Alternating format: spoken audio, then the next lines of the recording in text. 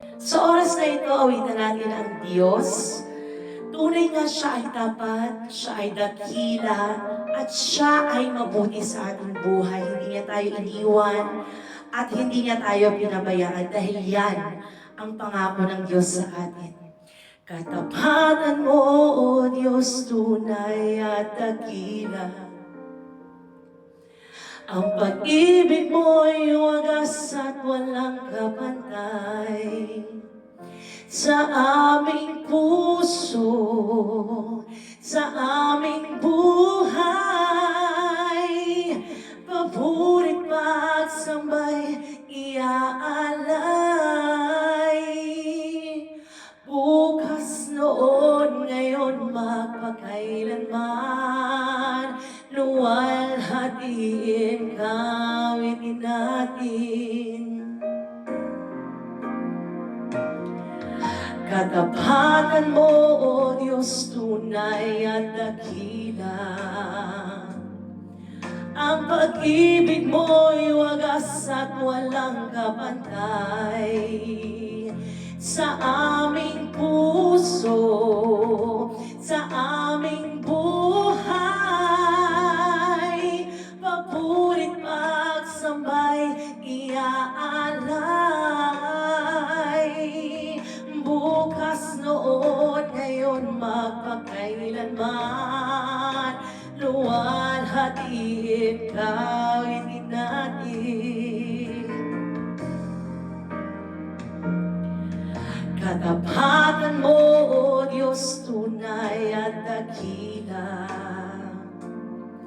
Ang pag-ibig mo'y wagas at walang kapantay sa aming puso, sa aming buhay. Papurit pagsambay, iaalay. Bukas, noon, ngayon, magpakailanman, luwalhatiin ka. Awitin natin, Panginoon. Panginoon,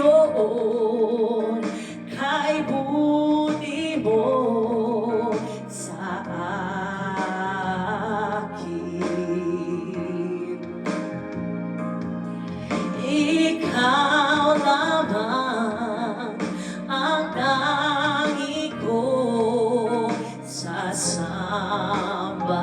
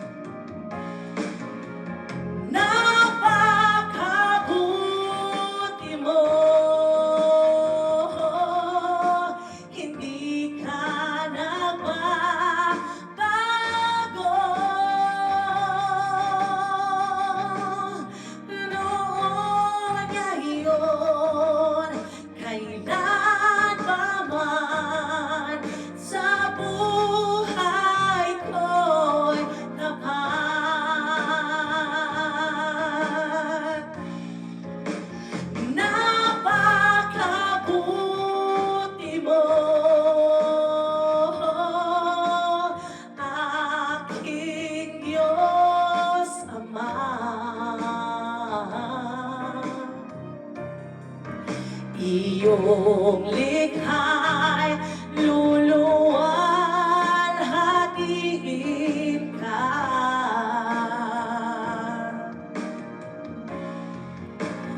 Napakabuti mo, hindi ka nagbabago.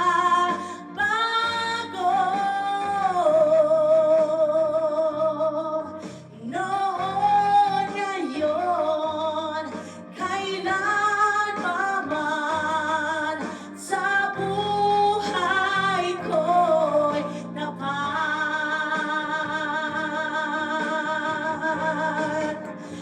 Napakabuti mo,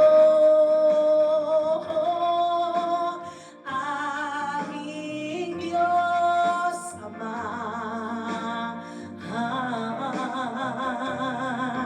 Iyong likha'y luluwalhatiin ka.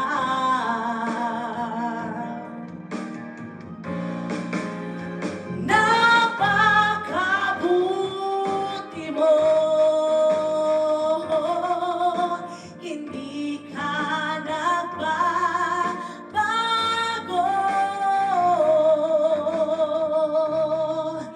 Noon, ngayon, kailan pa man, sa buhay ko'y tapat.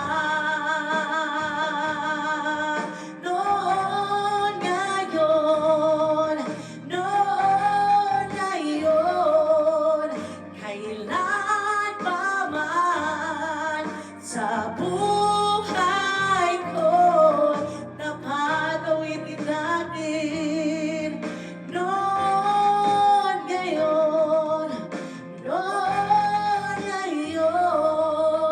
kailan pa man, sa buhay ko'y tapat. Amen and amen.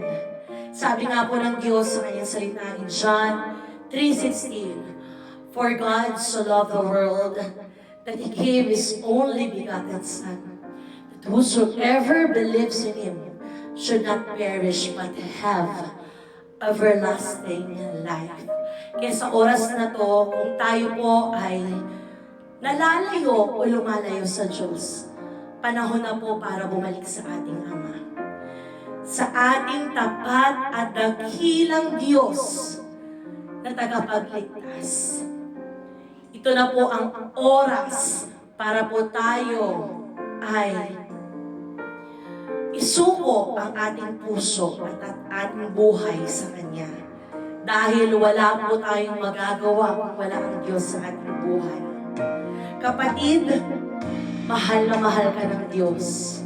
At ayaw niya po na isa sa atin ay may mapahamak. Ayaw niya po na isa sa atin ay mawala sa Kanyang piling, sa Kanyang landas.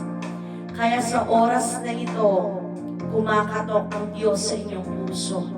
At dalangin ko na lahat kayo, lahat tayo ay muling manumbalik. Kaya kapatid, gusto kong iwan sa inyo itong napakaliit at napakasimpleng salita na tagos sa inyong puso. Kapatid, mahal na mahal ka ng Diyos. Thank you everyone for listening. To God be all the glory and God bless you. Bye!